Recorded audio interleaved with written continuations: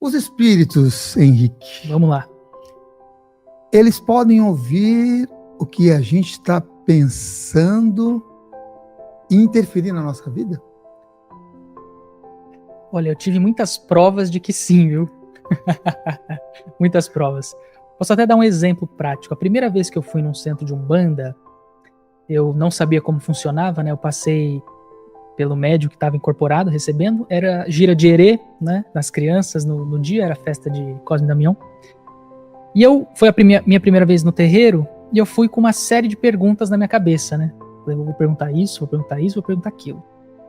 E aí eu cheguei na frente da médium, que era minha tia, no caso. Eu não abri a boca. E ela me respondeu todas as perguntas que eu tinha feito e programado para aquele dia. E muito mais também, né? Coisas do meu passado, da minha vida, enfim. Mesmo que ela seja minha tia, na época, a gente não tinha uma proximidade, sabe? Não era uma coisa próxima de família. A gente foi se aproximar conforme eu fui entrando na Umbanda e me desenvolvendo ali. Então, não tinha como ela saber, né, de informações que foram ditas ali. Então, sim, eles têm acesso aos nossos pensamentos, e eles interferem na nossa vida muito mais do que a gente imagina, né? Agora, eles não têm, assim, o poder de interferir diretamente, mudar o curso porque eles querem, né? Não, eles respeitam sempre a lei de livre-arbítrio, então nós sempre temos esse poder pessoal de escolher um caminho ou não, mas eles influenciam através de um pensamento, através de alguma coisa que aparece, de um sinal, de uma pessoa que vem e fala uma coisa, enfim. Então é uma influência indireta, eu diria, mas sim, eles participam constantemente, muito mais do que a gente imagina. E se a gente não quiser essa influência, principalmente quando são aqueles serzinhos que não estão com energia tão compatível com o que a gente quer para o nosso dia a dia, para a nossa vida, como é que a gente pode proteger, por exemplo, a nossa casa ou o nosso campo de energia dessas influências que são chamadas de ataques espirituais? Tá. Bom, eu disse inclusive na entrevista anterior que a maior defesa de um ser humano é ser um bom ser humano, né? É ser uma boa pessoa. Então, se eu tô vibrando felicidade, alegria, gratidão, completude, naturalmente o meu campo ele é mais expandido, naturalmente eu tenho um campo de proteção muito maior do que uma pessoa que está constantemente reclamando, criticando e guardando mágoa e com raiva de fulaninho, com inveja de ciclaninho, enfim. Então, para mim, não tem maior defesa do que isso. Você ser um bom ser humano, uma boa pessoa, né? Agora, claro que a gente pode usar as ferramentas que estão ao nosso favor, como, por exemplo, banho de ervas ajuda muito, né? Eu que venho aí da Umbanda, principalmente, eu trabalhei muito com isso, né? Com banhos de erva ali, enquanto eu frequentava o centro. Ele tem sim a sua função, o banho de erva, mas a gente tem que tomar cuidado porque ele não faz tudo pela gente, né? Da mesma forma como um cristal, ele tem a sua função, mas ele não vai fazer tudo por você. Então, por exemplo, o banho de erva, você toma um banho de descarrego, ok. A tua energia foi equilibrada, baixou, limpou todo o miasma do seu campo áurico. Mas se você é uma pessoa que continua reclamando, né, criticando, com invejinha, isso vai voltar muito rápido, inclusive, né?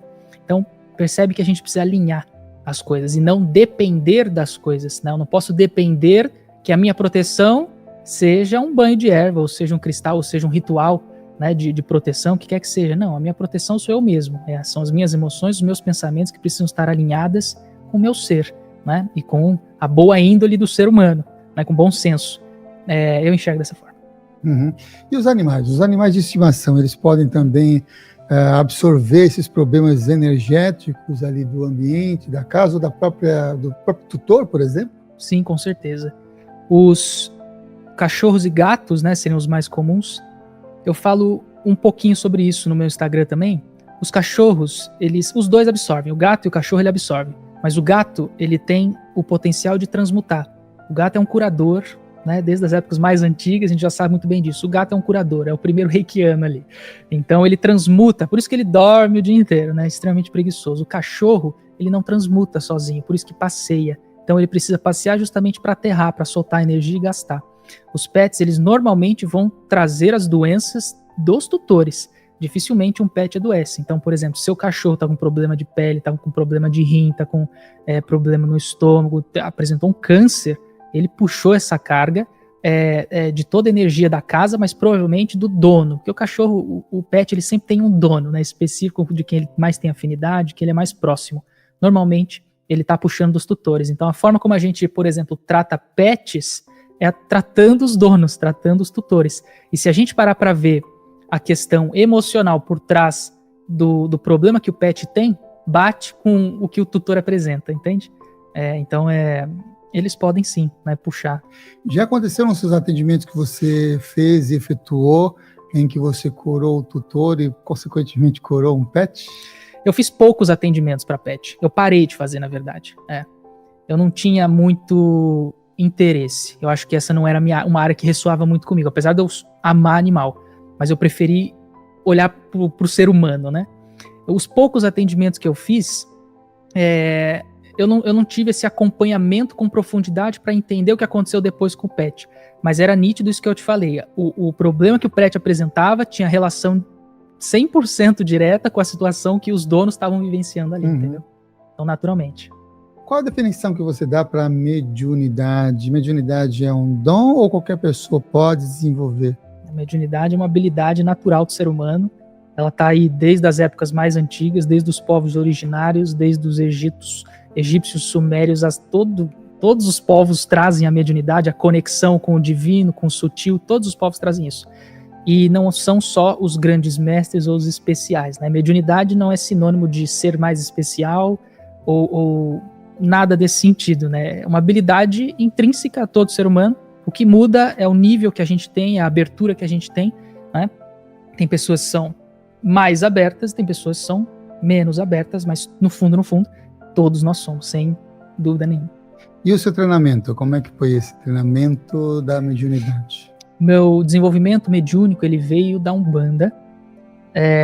Ali eu comecei a entender os tipos de mediunidade que eu apresentava, né? A primeira que eu descobri foi a de intuição. Então, não é que eu escuto, não é que eu vejo. Mas, por exemplo, eu olho para você e eu sei que tem coisa atrás. Eu não estou vendo com meus olhos, mas eu sei que tem coisa atrás, eu sei o seu campo, eu sei onde tem falha, enfim. É uma visão intuitiva. A mesma coisa com a audição, é a audição intuitiva. Então, vem um bloco de informação no meu pensamento. Não é uma conversa, entende? Oi, Henrique, estou aqui. Não, é um bloco de informação. É pá! E eu sei a coisa. Não é que é uma conversa. É um pouco complicado de explicar. Mas é assim que eu, inclusive, aprendi a separar pensamento de intuição. Porque pensamento é uma conversa, né? Vai vindo, eu vou pensando, eu vou ali. A intuição, ela é um bloco de informação que chega. Então você não pensa, você só sabe, né? E essa comunicação, pelo menos comigo, funciona dessa maneira. Com toda pessoa vai ser diferente, né? Tô falando de como é comigo. Então, essa de intuição foi a primeira que eu entendi, né? Que eu já tinha. E é o que a maioria das pessoas costuma ter, né? Vou seguir por esse caminho. Não, acho que eu não vou por aqui, não. Acho que eu vou por ali. E vai, né? Então, vamos lá numa festa comigo. Puta, não tô afim de ir. Hoje eu não tô legal, não tô na vibe. E vai e acontece alguma coisa na festa, enfim. Então, todo mundo tem essas intuições já, né? Isso são percepções. É a gente fazendo o intermédio, né, das comunicações, do espiritual com o físico. Então, essa mediunidade de intuição.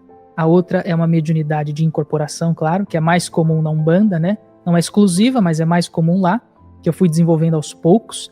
Quando eu desenvolvi na Umbanda, eu estava no período da pandemia, né? Então foi muito difícil frequentar o terreiro e fazer esse desenvolvimento. Mas tiveram algumas giras ali, com todos os cuidados necessários, né? De desenvolvimento, enfim, algumas giras de atendimento também mais para o final ali da pandemia, onde eu comecei a poder ter mais liberdade para treinar essa incorporação, para firmar a incorporação, né? Porque no começo é aquele show, né? Fica tremendo, fica toda aquela coisa, né? Mas depois a gente aterra, a gente firma, né, o mentor, os guias já se acoplam nos chakras perfeitamente, sem nenhum tipo de excesso, né? Então fica bem mais tranquilo. Então essa mediunidade de incorporação aconteceu lá também. Foi com o tempo, não demorou, acho que foi cerca de uns 5 meses, desde quando eu entrei até acontecer a primeira incorporação mesmo, né? Só que nesses 5 meses, lembrando que teve a pandemia no meio aqui, então foi bem mais curto, né, do que esse período. Porque de 5 meses eu fiquei afastado uns 3 ali. E depois eu comecei mais recentemente, aí um ano e meio para trás, um ano para trás, a entender que eu tenho mediunidade de canalização também. Então eu recebo algumas mensagens, como eu já te falei também que eu recebi uma canalização de Serafis Bey, do Mestre Ascensionado. Então são essas 3 as principais. E claro, vem uma mediunidade de cura, que eu tô explorando ela ainda. Ela tá em um desenvolvimento específico ainda, eu tô dando um direcionamento para isso. O que fazer quando as experiências mediúnicas elas são desagradáveis ou desconfortáveis ou até assustadoras para a pessoa que está passando por esse processo? O medo vem da ignorância, certo? Então, se eu estou assustado, se eu estou com medo, é porque eu não estou entendendo o que está acontecendo. Então, a busca por informação, por conhecimento é extremamente necessário se você quer desenvolver mediunidade de qualquer tipo e em qualquer nível. Você precisa saber o que você está fazendo, você precisa entender como essa coisa funciona e o que está acontecendo, o que é que pode acontecer também. Então, o conhecimento ele vai sanar todo tipo de medo e insegurança que você pode estar tendo. Passou por algum processo de bloqueio de mediunidade, ou mediunidade bloqueada, ou algum cliente, alguma pessoa também passou por um processo de bloquear a mediunidade por conta, inclusive, desses processos de desafiantes da mediunidade? Eu nunca passei por bloqueios de mediunidade. A partir do momento que eu me interessei por isso, eu me abri completamente e fui, né? Agora, já passaram muitas pessoas comigo que acabaram bloqueando a mediunidade por conta de crenças, né? Fazem parte de uma religião que não é a favor disso, enfim. E por conta disso acabam fechando de alguma forma, procuram até formas de fazer isso com pessoas externas, né? Que fazem esses trabalhos. E eu desfiz no caso, né? A gente desbloqueia, né? Porque a gente explica todo o direcionamento ali da importância que é desenvolver a mediunidade, né? A mediunidade ela não é para trabalho espiritual unicamente, né?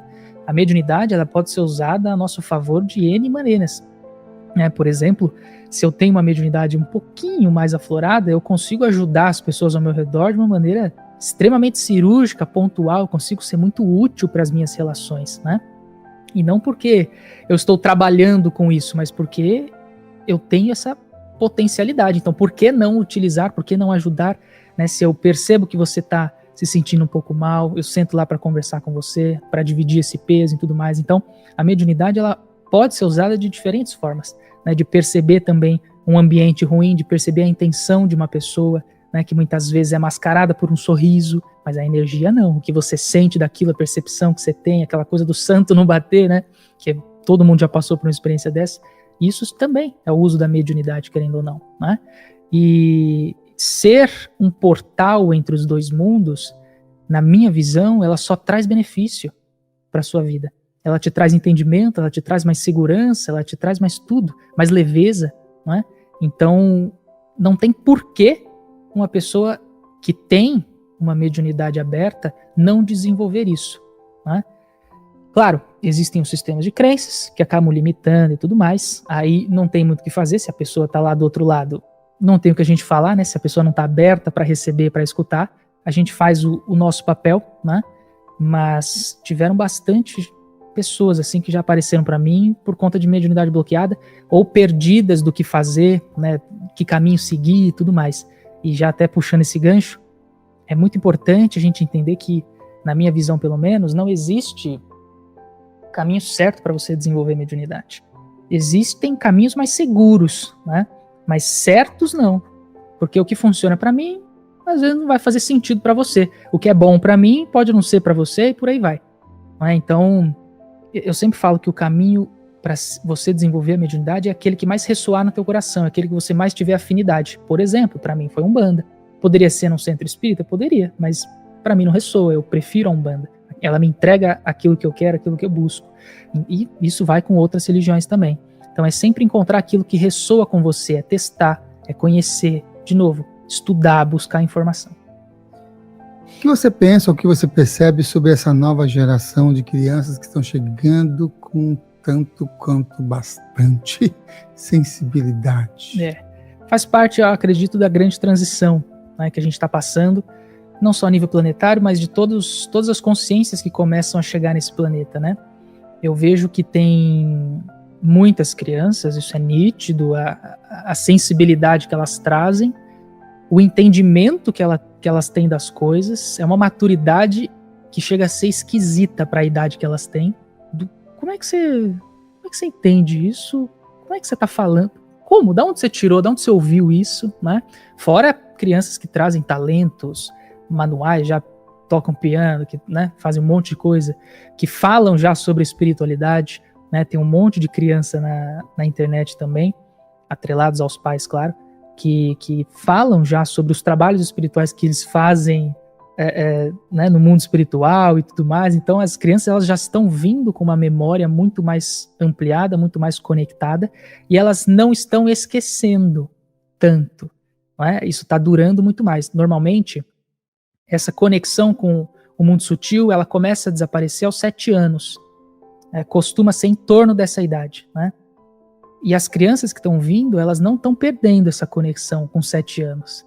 Isso é interessante de observar, porque a gente está chegando numa era, eu vejo, de uma era de grandes curadores.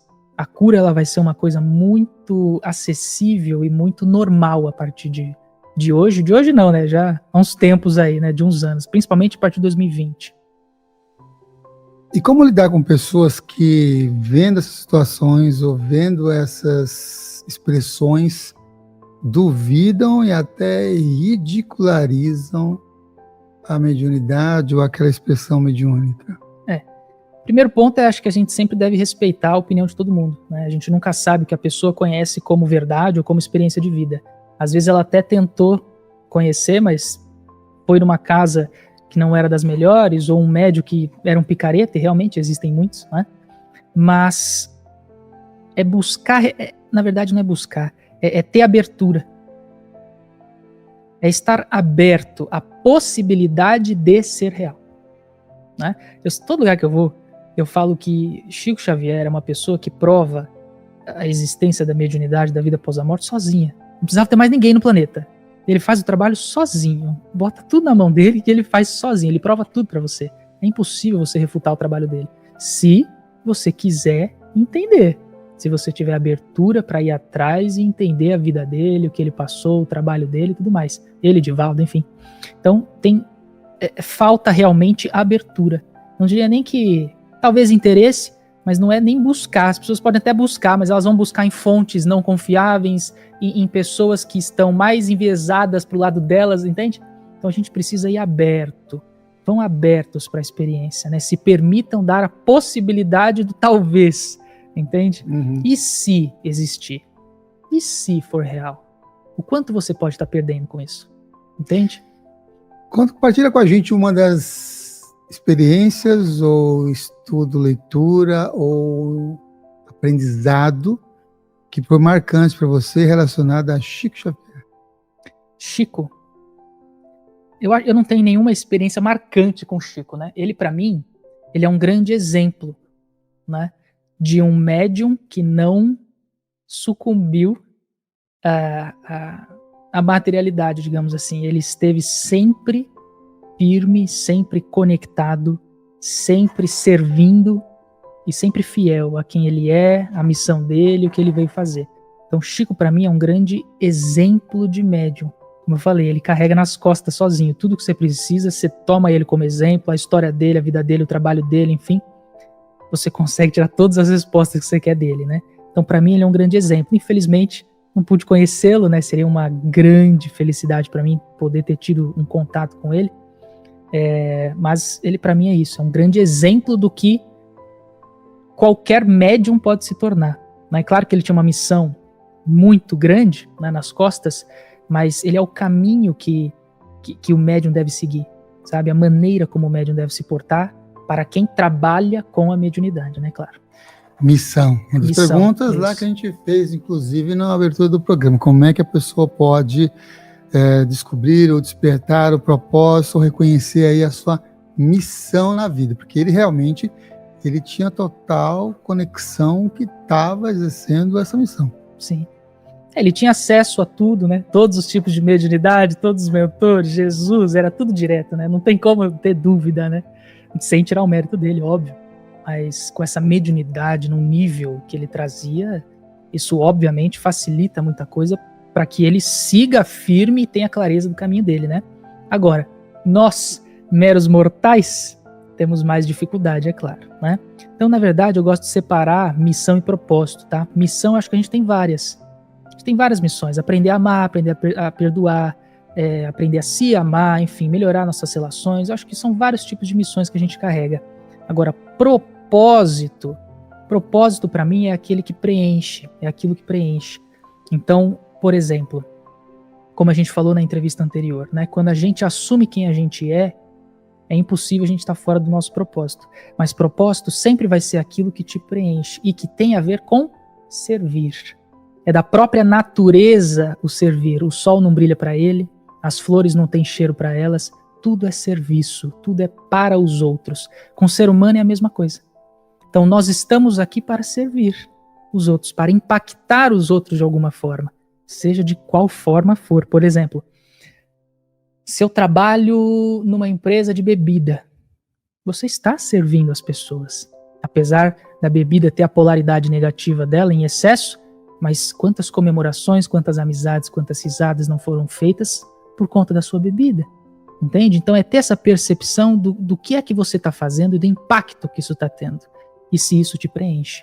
Se você vê sentido no que você faz, se você vê sentido no impacto que você está tendo na vida das pessoas, provavelmente esse é seu propósito. Não é? Porque aquilo te preenche, te satisfaz como ser humano. Mas, lembrando, viajar, por exemplo, não é propósito. Qual é o seu propósito de vida? Meu propósito é viajar. Não é. Porque você está fazendo alguma coisa, você está entregando alguma coisa para as pessoas? Não tá. Agora, se você viaja e faz algo com isso, eu viajo e mostro todos os lugares que eu tô indo. Pronto. Aí aqui a gente tem um propósito. Porque você está servindo os outros, você está ajudando, você está mostrando, ó, aqui onde eu tô é assim que as coisas funcionam, aqui onde eu tô é assim que as pessoas trabalham, não é? Aí sim a gente transforma em propósito. Então, propósito é sempre isso, a junção do seu talento com alguma necessidade do mundo e que isso te preencha de alguma forma.